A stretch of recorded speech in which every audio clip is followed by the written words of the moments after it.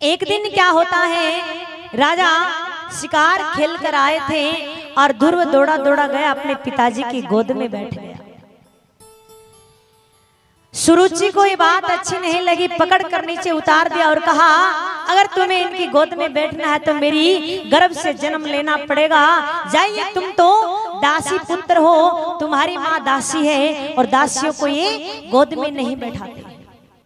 रोता रोता ध्रुव गया अपनी माँ के पास। माँ से पूछा कि माँ ऐसे ऐसे मेरे को गोद से उतार दिया छोटी माँ ने। माँ ने कहा बेटा क्यों रोता है तू, एक इंसान की गोद में बैठने के लिए रो रहा है, अगर तुम्हें बैठना ही है तो भगवान की गोद में बैठी। छोटा सा बच्चा कहता माँ वो भगवान कहाँ रहते हैं? बोले बेटा वो भगवान दूर जंगल में रहते हैं। अब उनके तो दिमाग में एक ही लगन लग गई कि मुझे तो उनसे मिलना है। रात्रि के 12 बजे घर से निकल पड़ते हैं। अब जैसे घनघोर जंगल में पहुंचते हैं, भगवान नारद जी को भेजते हैं कि जाकर देखिए बच्चा कहाँ जा रहा है। नारद जी आते हैं, कहते कहाँ जा रहे हो? बोला भगवान से मिलना है। बोले भगवान से ऐसे नहीं मिला जाता। बोले क्यों? बोले मरना पड़ेगा। बोले नहीं मरना तो नहीं है, मुझे जीवित ही मिलना है। बोले नहीं मरना पड़ेगा, जीवित नहीं मिलना है। और अगर आप जीवित मिलना चाहोगे तो आपको तपस्या करनी पड़ेगी। बोले हाँ मैं कर लूंगा। अब नारद जी उनको एक मंत्र देते हैं। वो मंत्र कौन सा है? ओम नमो भगवते वासुदेवाय।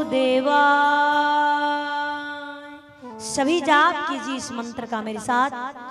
ओम नमो भगवते वासुदेवाय। मंत्र दिया, बहुत सुंदर। कहते हैं ना कि गुरु के बिन ज्ञान नहीं मिलता है और गुरु के बिना भगवान भी नहीं मिलते हैं। इसलिए कहते हैं जीवन में गुरु बनाना बड़ा आवश्यक है। गुरु अवश्य बनाना चाहिए। मंत्र देते हैं, मंत्र का जाप करने लग जाते हैं। अब कहते हैं कि खाना पीना छोड़ दीजिए, खाना पीना बंद कर देते हैं। अब कहते हैं कि आप जल पीजिए, जल पे रहते। फिर कहते हैं जल भी छोड़ दीजिए, जल भी छोड़ देते हैं। अब महाराज अपने श्वास को रोक लेते हैं। जैसे अपने श्वास को रोक लेते हैं पूरा वातावरण शून्य हो जाता है। सभी देवता दौड़े दौड़े जाते हैं कि महाराज क्यों उस बच्चे की परीक्षा ले रहे हो, अब तो आप दर्शन दे दो कम से कम। भगवान आते हैं और जैसे वो भगवान को देखते हैं बड़े खुश होते हैं, बहुत से प्रसन्न करना चाहते हैं। भगवान के सामने एक साथ प्रसन्न कर डालते हैं। छोटी माँ ने मेरे साथ ये क्यों किया, ये क्यों किया, मेरे को गोद से क्यों उतार दिया, मुझे गोद में क्यों नहीं बैठने दिया। इतने प्रसन्न किए भगवान से। भगवान भगवान ने कि तुम तो छोटे से प्रसन्न बहुत ज्यादा हो गए हैं, क्योंकि उनकी उम्र थी सिर्फ 5 वर्ष।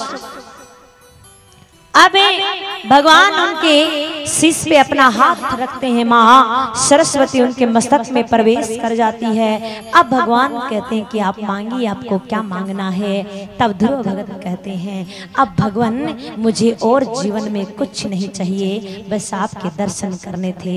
आपके दर्शन हो गए। बोलिए मोर मुकुट वाले की जय।